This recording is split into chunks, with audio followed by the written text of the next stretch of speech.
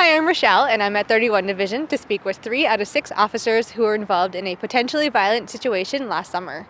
June of 2015, we received a radio call for a person with a gun at the Driftwood Community Center. While we were going down the path, we had a description of a male, black, 6 foot tall, wearing a white shirt, black pants, and he had a winter toque kind of rolled up on his head, and he had a black gym bag. The fan called in and said that someone pointed a gun at me, and he's walking through the pathway at the Driftwood Community Center. So we ended up pulling the car up down through here and going through the basketball court, where we saw a male matching the description 100%. The male was about here. We ended up coming up on him. He was walking this way with the bag. We shouted at him, dropped the bag. He turned and put his hand in the bag and lifted the bag and was kind of pointing it at us, my partner and I. We didn't know what he was doing in the bag. It was almost like he was fumbling for something. We assumed it was a gun, because that's the call that we're on. And the whole time he's kind of backing up like this, pointing it at my partner and me, and shouting commands, get him to drop the bag, and he wouldn't drop it. He had it almost like this. My partner calls it like a death stare. like a dead stare in his eyes. He kept backing up. There was kids in the background there too, like a bunch of kids. So when we drew on him, we knew those kids were in the back, so we started making different angles.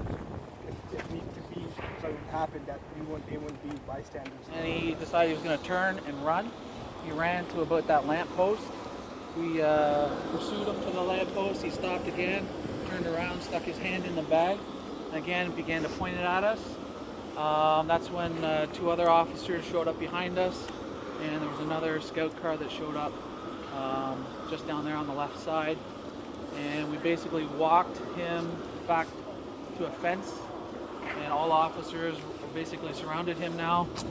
He had nowhere to go, and we again told him to drop the bag, that we didn't want to hurt him, and he ended up complying, dropped the bag. He was handcuffed and put in the back of our police car.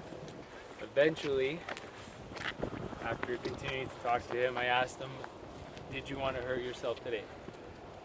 And then he went quiet, like he didn't say anything. I said, "Did you want to hurt yourself today?" And I kept saying it, and eventually he just started crying.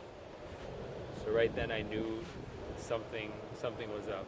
Probably wanted us to kill him, and it just wasn't a regular call. Maybe there's more to this, is what I was thinking. At the same time, the sergeant was calling the complainant over and over and over again. We kept calling, and I look in the trunk of the car, and his phone is going off at the same time that I see the sergeant's calling.